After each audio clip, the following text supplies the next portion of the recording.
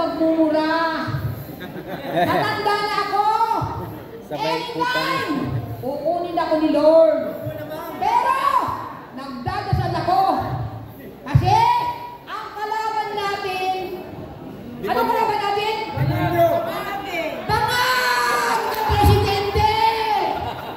Hindi naniniwala sa Diyos! Kaya ang tanging dasal ko at hinihikayat ko kayong lahat na mga Pilipino mula hulo hanggang abali at lahat ng mga nandito na mga leader. Hinihikayat ko kayo na pangunahan natin na humingi, magdasal sa ating Panginoon. Bakit? Ang kalaban natin ay adik. Ano ibig sabihin ng adik? Adik sa droga. Adik sa kwarta. Drugs. Ano pa? Inutil. Inutil. At puno ng korupsyon at kidnapper. Kaya tayo, sa mga nandito ngayon, nagpapasalamat ako sa inyong lahat. Nagpapasalamat ako sa mga nag-iisa sa ating laban dito sa Mag-isong, at itong araw na ito ay itatayo ang Save the Philippines Coalition. Makakasama ba namin kayo? Dahil ibigyan ko kayo ng pag-asa. Akala ko ano. Ang Inday Sara Duterte, base sa Ponsoy, ang kanyang pangalan ay number 8. Number 8 ang numero niya. At hindi lang yun! Hindi lang yun! Siya ang number 8 na susunod na presidente. Mula nung nagkaroon ng EDSA Revolution noong 1987. Tama ba ako doon? Tama ako, di ba? Okay ba? Tama? Tama ako doon. Number 8 siya. At the same time, karagdagan, huwag mo muna akong patapusin.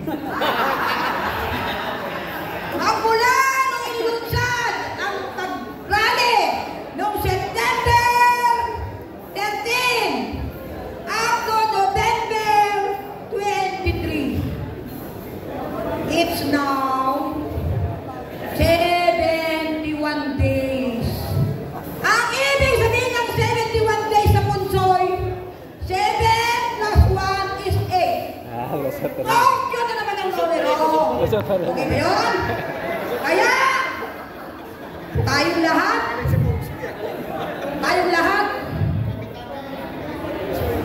alam natin, we know everybody, alam natin lahat kung ano ang ginagawa natin.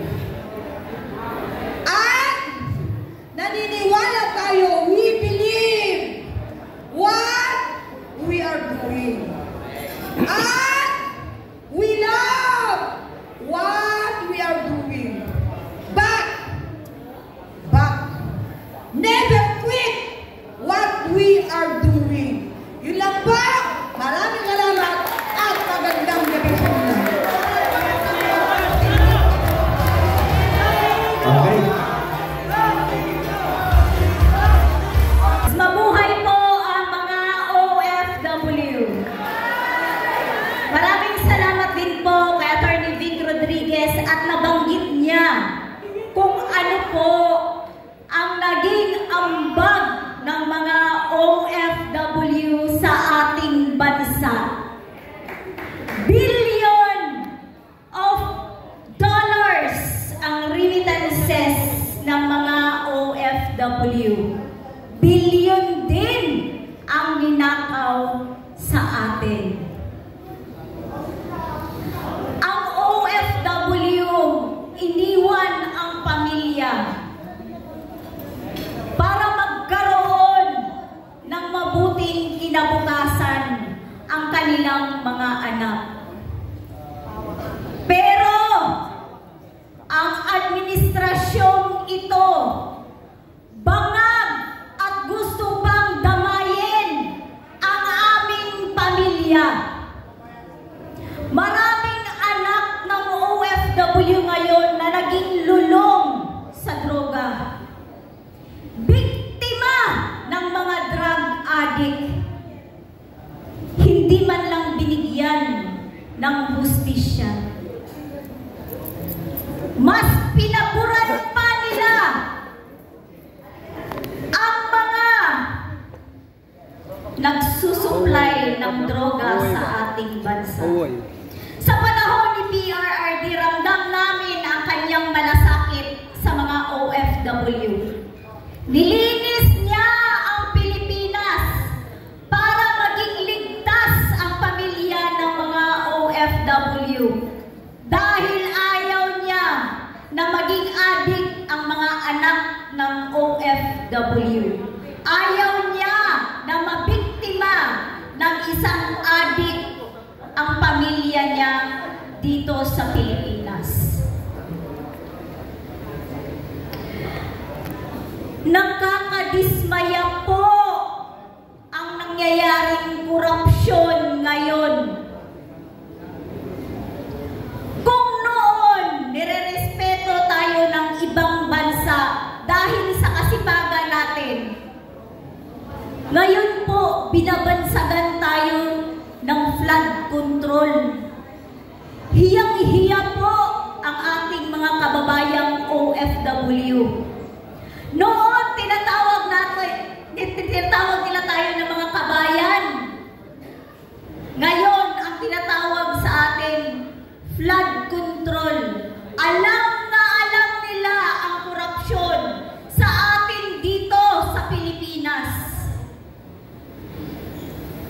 Kaya po, nananawagan kami, President Bongbong Marcos, kung isa mo kayong bangag, huwag niyo mo kaming damayin.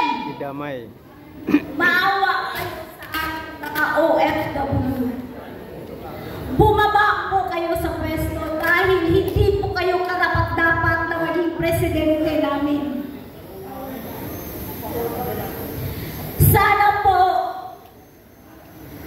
ang mga Pilipino, suportahan natin kung ano ang nasa batas. Kung bababa man si President Bongbong Marcos, succession of position ang kailangan. At walang ibang leader na nakita namin na may malasakit sa kapwa, kundi si Pipi Inday Sara lang. Siya ang kailangan namin.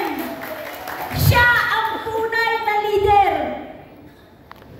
Kaya po, nagpapasalamat kami sa lahat ng nandito at inimbitahan kami na magsalita upang ipahayag namin kung ano yung nararamdaman namin. Pinagdadasal po namin na maayos ang ating bansa.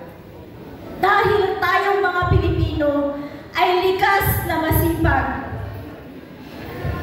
Sana